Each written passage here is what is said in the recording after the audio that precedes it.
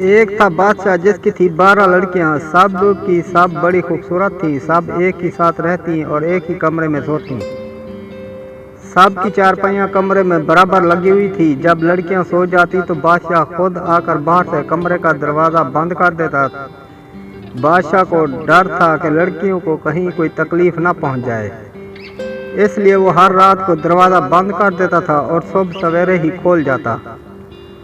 ایک دن صبح کو جب بادشاہ دروازہ کھولنے آیا تو یہ دیکھ کر اسے بڑا تعجب ہوا کہ 12 لڑکیوں کے جوتے ایک قطار میں رکھے ہوئے ہیں، ہر جوتے کی ایڑی گھسی ہوئی ہے، جوتے گرد میں اٹے ہوئے ہیں۔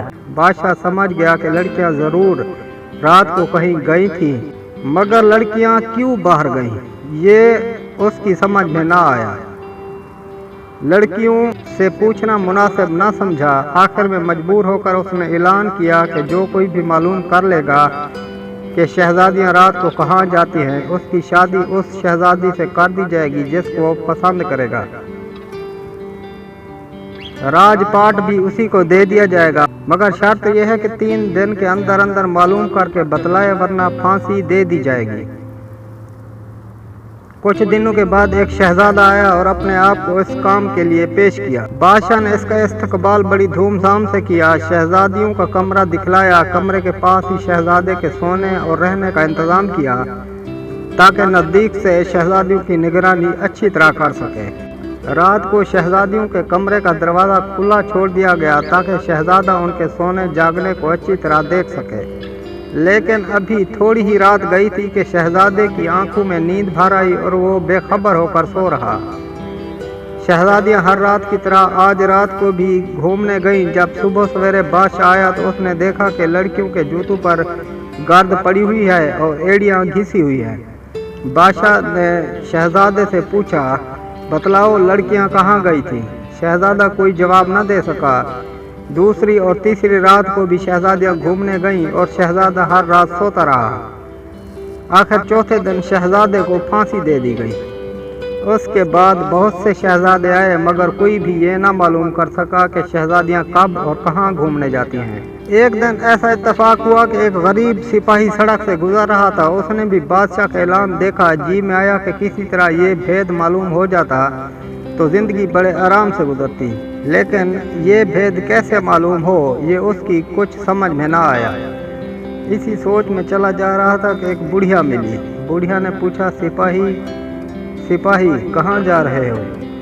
سپاہی نے کہا، یہ تو مجھ کو بھی نہیں معلوم، مگر دل یہ چاہتا ہے کہ کسی طرح شہزادیوں کے گھومنے کا بھید معلوم ہو جاتا تو بڑا اچھا ہوتا۔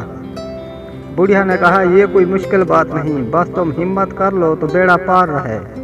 دیکھو رات کو کھانے کے بعد لڑکیاں شراب بھجوائیں گی، اس کو نہ پینا، اس کے پینے سے بڑی گہری نیند آتی ہے۔ تم ہرگز شراب مت پینا، بستر پر لیٹتے ہی سوتا ہوا بن جانا اور یہ ظاہر کرنا کہ تم گہری نیند میں سو رہے ہو تاکہ شہزادیاں نڈر ہو کر گھومنے جا سکیں۔ یہ لبادہ بھی اپنے ساتھ لے جاؤ۔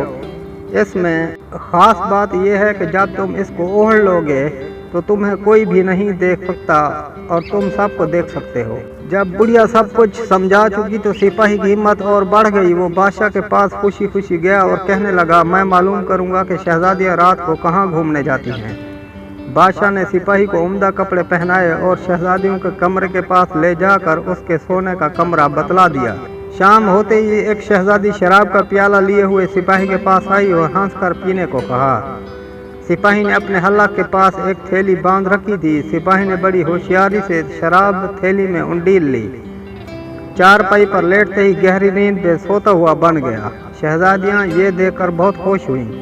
آدھی رات کے قریب شہزادیاں اٹھیں، کپڑے پہنے، بال سنوارے اور گھومنے جانے کے لیے تیار ہو گئیں۔ سپاہی اپنی چارپائی پر لیٹا ہوا یہ سب دیکھ رہا۔ شہزادیاں ہنستی ہوئی کمرے سے باہر نکلیں اور گھومنے کے لیے جانے لگیں۔ سپاہی چپکے سے اٹھا، لبادہ اوڑھ کر شہزادیوں کے پیچھے ہو لیا۔ تھوڑی دور چلنے کے بعد سب سے چھوٹی شہزادی بولی، مجھے ڈر لگ رہا ہے، نہ جانے آج کیا بات ہے، دل خوش نہیں۔ بڑی شہزادی نے کہا، تم بس یوں ہی ڈر رہی ہو، کوئی بات نہیں۔ یہ کہہ کر تمام شہزادیاں ہنستی ہوئی ایک باغ میں پہنچی۔ باغ کے تمام درخت نہایت खूबसूरती से बराबर लगे हुए थे। पत्तियां चांदी की तरह सफेद थी। सिपाही ने एक दरख्त से छोटी सी शाख तोड़ ली। शाख तोड़ने से आवाज पैदा हुई। छोटी शहजादी सहम गई और दूसरी बहनों से कहने लगी, क्या तुम लोग ये आवाज नहीं सुन रही हो? आज जरूर कुछ न कुछ होने वाला है। मुझे तो बड़ा डर लग रहा है। बड़ी शहजादी ने फिर हंसकर उसकी बात को टाला और कहा कि कुछ नहीं, बस तुम्हें कुछ वहम हो गया है। चलते चलते शहजादियां दूसरे बाग में पहुंची, जहां दरख्तों की पत्तियां सुनहरे रंग की थीं। बाग के बीच में एक खूबसूरत चबूतरा बना हुआ था। सब शहजादियां उस पर बैठ गई। यहाँ 12 प्याले शरबत के भरे हुए रखे थे। हर एक शहजादी ने एक एक प्याला पिया और फिर आगे की तरफ चली।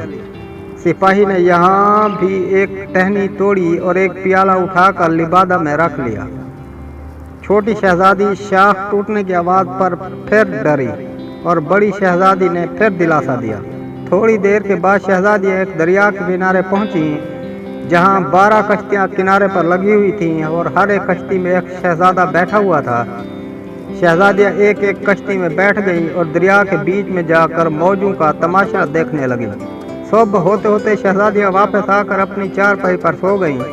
बादशाह ने सुबह को शहजादियों के घूमने का हाल सिपाही से पूछा। सिपाही ने तफसील से तमाम जगहें बतला दी और सबूत के तौर पर दरख्तों की शाखें और प्याला पेश कर दिया। बादशाह ने लड़कियों को बुलाकर पूछा, सिपाही जो कुछ कह रहा है ठीक है? लड़कियों ने कहा, हाँ सच है। बादशाह ने अपना मुकर्रर किया हुआ इनाम देने का ऐलान कर दिया। सिपाही ने बड़ी शहजादी को पसंद किया, उससे शादी कर दी गई और सिपाही को सल्तनत वली अहद बना दिया गया।